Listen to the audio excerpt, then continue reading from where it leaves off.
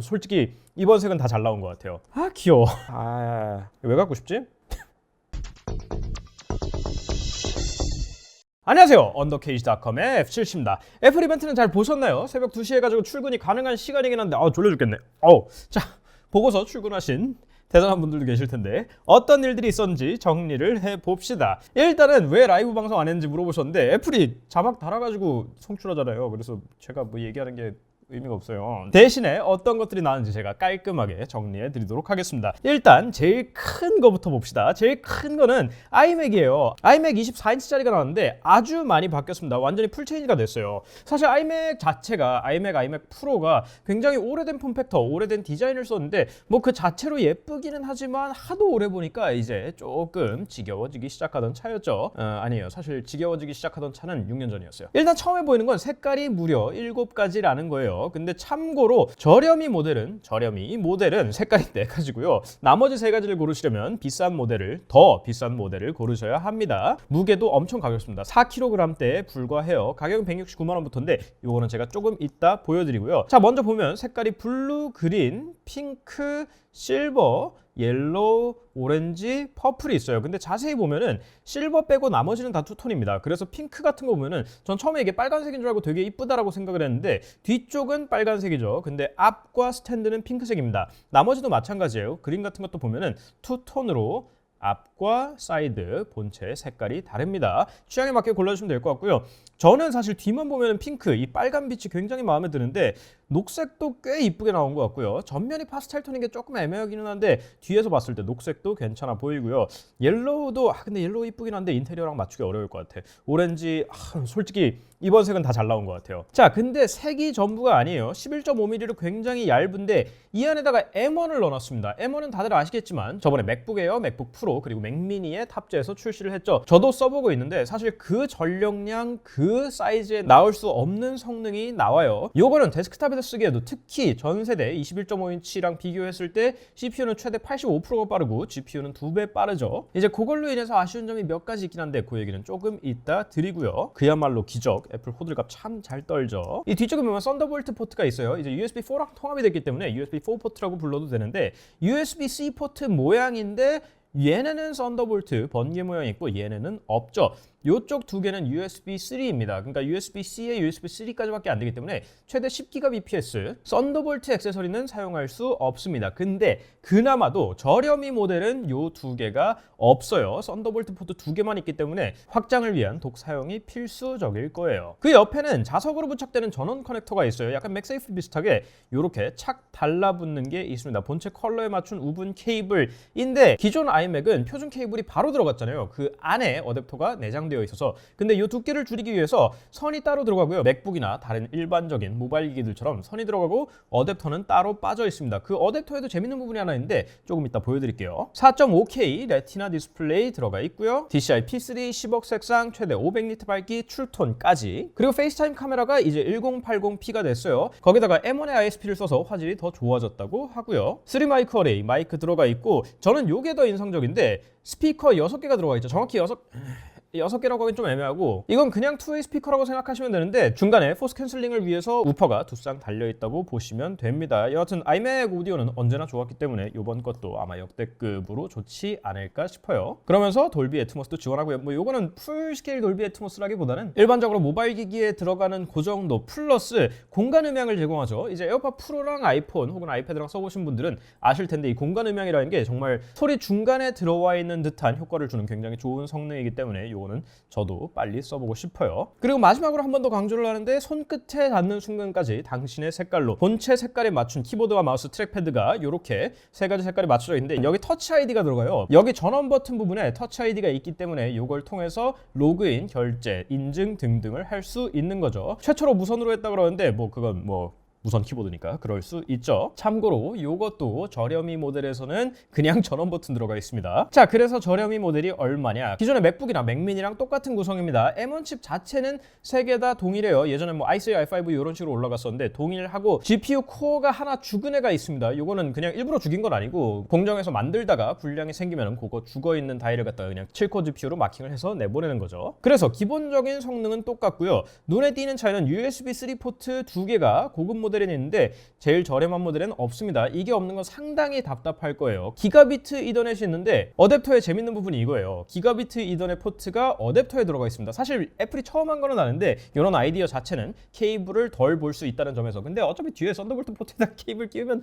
똑같이 지저분해질 것 같긴 한데 뭐 하여튼 아이디어 자체는 괜찮은 것 같고요. 매직 키보드에 터치 아이디 탑재되어 있는 것도 보급형 모델은 없습니다. 근데 말이 좋아서 보급형이지 169만 원이에요. 자, 여기서 사양을 올릴 수가 있는데 지금 아직 출시되기 전이라서 선택이 안 됩니다. 하지만 걱정 마세요. 요 숨겨진 걸 제가 찾아왔습니다. 들어가서 옵션을 보면 이게 제일 저렴한 모델이에요. 8기가 램에 256기가 스토리지인데 16기가로 올리면 27만 원이에요. 사실 M1 들어간 것들에서 제일 걸리적거리는 게 이건데 안쪽에 같이 들어가 있는 통합 메모리예요. 그래서 엄청나게 빠른 대신에 사용자 업그레이드가 불가능합니다. 처음부터 온보드예요. 근데 16기가로 올리는데 27만 원씩이나 든다. 이건 좀 고민이 되겠죠. 문제는 스토리지 또한 업그레이드 할 때 512기가에 27만 원, 1테라 가면 54만 원이 올라갑니다. 심지어 기가비트 이더넷 붙이는데 3만 원을 받고요. 트랙패드로 바꾸거나 둘 다 받는 거에 돈 드는 건 뭐 그럴 수 있는데 요쪽에 터치 아이디의 가치도 궁금하지 않으세요? 터치 아이디 추가하는 건 6만 원입니다. 요게 제일 저렴한 모델이고 제가 쓰고 싶은 조합, 아무리 그래도 16기가는 필요하겠죠.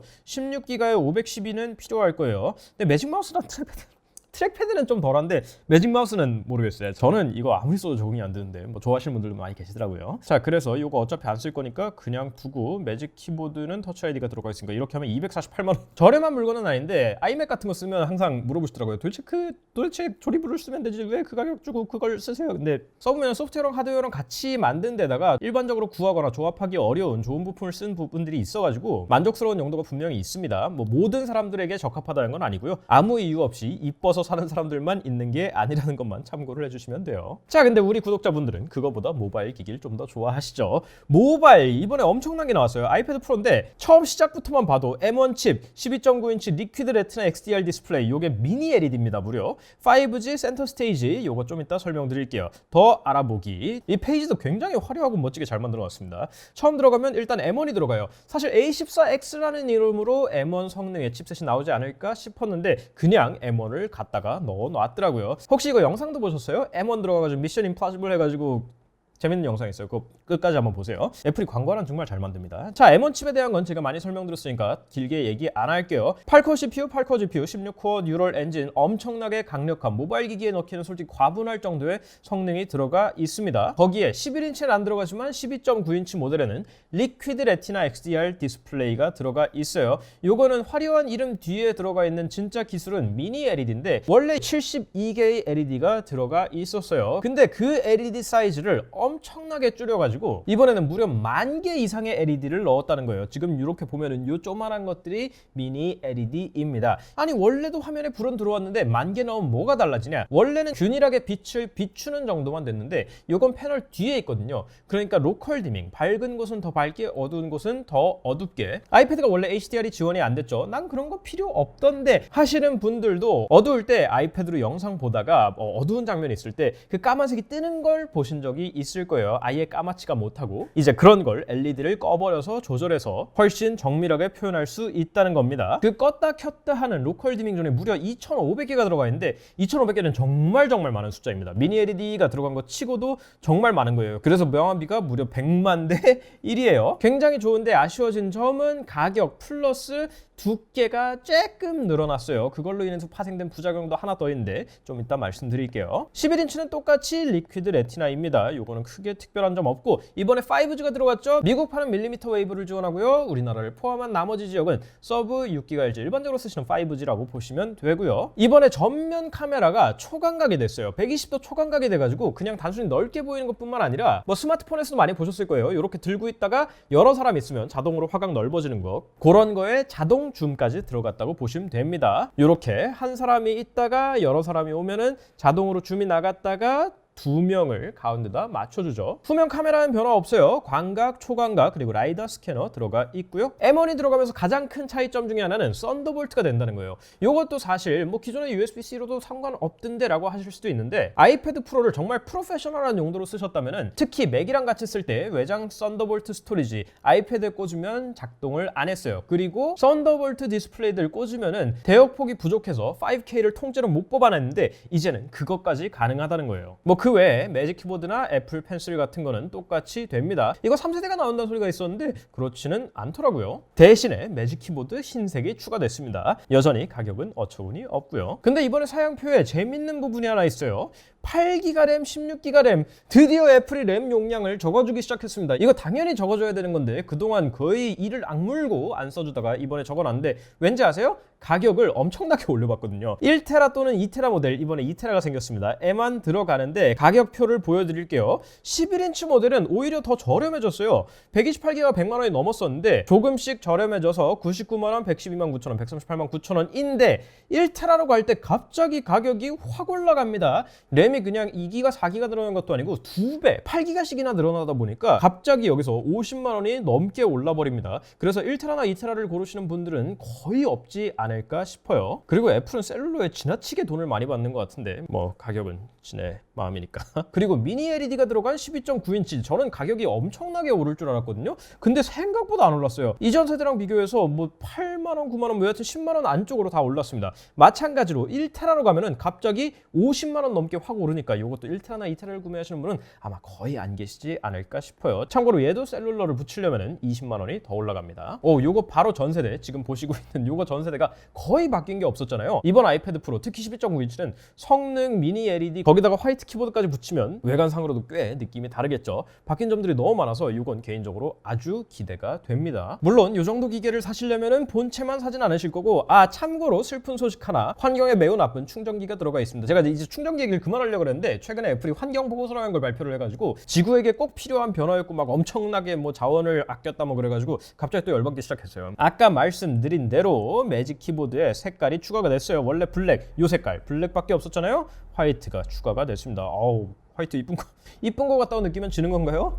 요건 38만 9천 원인데 38만 9천 원의 11인치형이고요. 큰 거용은 43만 9천 원. 지금 보시는 요거 44만 9천 원짜리예요. 그리고 모바일 얘기 나온 김에 아이폰 10이랑 12 미니에 보라색이 추가됐습니다. 저는 이 아이폰 11의 보라색도 약간 그 짝꿍 색깔 같아가지고 굉장히 좋아했었는데 이거 색이 좀 다른 것 같기도 하고 그러지 않아요? 이게 좀 더 진한 것 같기도 하고 그냥 사진빨인가? 뭐 여하튼 보라색이 나왔어요. 색깔 빼곤 다 똑같아요. 더 진한 것 같아. 그쵸? 자, 그리고 원모띵이 있죠. 사실 아직 몇 개 남았어요. 에어태그 추적기가 나왔습니다. 하나는 열쇠에 달고 또 하나 백팩 넣고, 그리고 어디에 뒀는지 가물가물할 때 나의 찾기 앱으로 찾고, 요거에는 울트라 와이드 밴드 초광대역이 들어가 있습니다. 사실 그동안 U1 칩이 들어가 있다고 하더라도 정확히 어디다 써야 될지 몰랐는데 요게 굉장히 명확한 이유가 됐죠. 이런 식으로 열쇠 같은 거에 붙여놓고 여기 있습니다 라고 울리는데, 시리를 시키거나 앱에서 눌러가지고 소리를 내서 빙빙빙빙 해가지고 소리를 내서 찾을 수도 있고, 울트라 와이드 밴드가 들어가 있기 때문에 정확히 어디 있는지, 몇 미터 남았는지 방향까지 알려줍니다. 심지어 잃어버렸다고 분실 모드를 누르면은 주운 사람이 아이폰일 필요도 없고 그냥 안드로이드 스마트폰에